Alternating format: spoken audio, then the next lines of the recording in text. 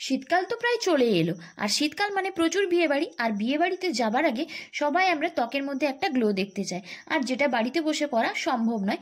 তার জন্য অনেক টাকা খরচ করে পার্লারে যেতে হয়, কিন্তু সবার পক্ষে পার্লারে যাওয়া সবসময় হয়ে ওঠে না।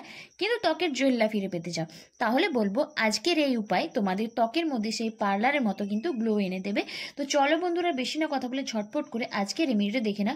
মাত্র দুটো স্টেপে তোমরা যদি এই ফেস প্যাকটাকে তোমরা সপ্তাহে 3 দিন ব্যবহার করতে পারো, তাহলে বিয়ে বাড়িতে যাবার আগে কিন্তু তোমাদের ত্বকের মধ্যে কিন্তু একটা ইনস্ট্যান্ট গ্লো আসবে। তার জন্য তোমাদেরকে কিছুদিন এই রেমেডিটা কন্টিনিউ করতে হবে। তো চলো দেখে নেওয়া যাক।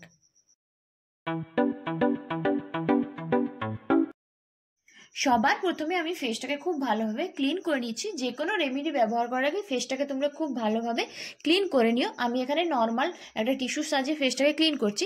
তারপর আমি ফেসটাকে খুব ভালোভাবে ক্লিনজিং করব। তার জন্য নিচ্ছি 1 চামচ মতো টক দই, আর এর সঙ্গে মিশিয়ে নিচ্ছি নারকেল তেল।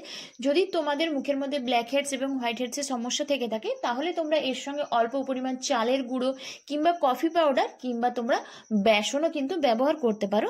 তারপরে এই টক দই আর নারকেল তেলটা খুব ভালোভাবে মিশিয়ে আমি ফেসটাকে 3 থেকে 4 মিনিট মাসাজ করে নিয়ে আমার ফেসটাকে খুব ভালোভাবে ক্লিন করে নিলাম। আর এখানে প্রথম স্টেপ কিন্তু কমপ্লিট হয়ে গেল।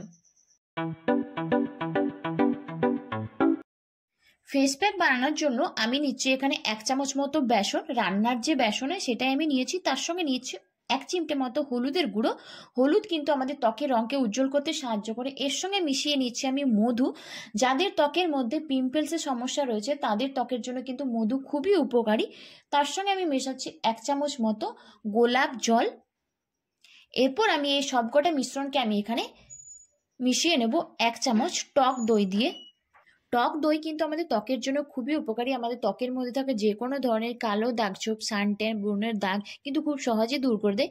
তো আমার এখানে সবকটা মিশ্রণকে মেশানো হয়ে গেছে। তো আমার এখানে ফেস প্যাকটাকে রেডি হয়ে গেছে। তোমরা চাইলে এটাকে একটু বেশি পরিমাণে বানিয়েও 3-4 দিন ফ্রিজের মধ্যে কিন্তু স্টোর করে রাখতে পারো। এরপর আমি এটাকে আমার মুখের মধ্যে ব্যবহার করব।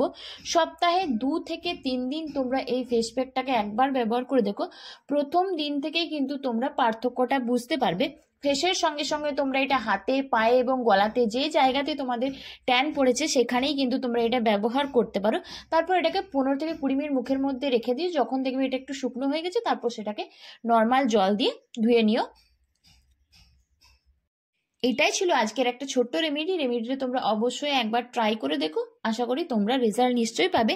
আর সব শেষে তোমরা যে কোনো ধরনের একটা টোনার এবং ময়শ্চারাইজার কিন্তু অবশ্যই ব্যবহার করে নিও। তো চলো বন্ধুরা, আজকের মতো এইটুকুই। আবারও চলে আসবো নতুন কোনো ভিডিও নিয়ে। ততক্ষণের জন্য সকলে খুব ভালো থেকো।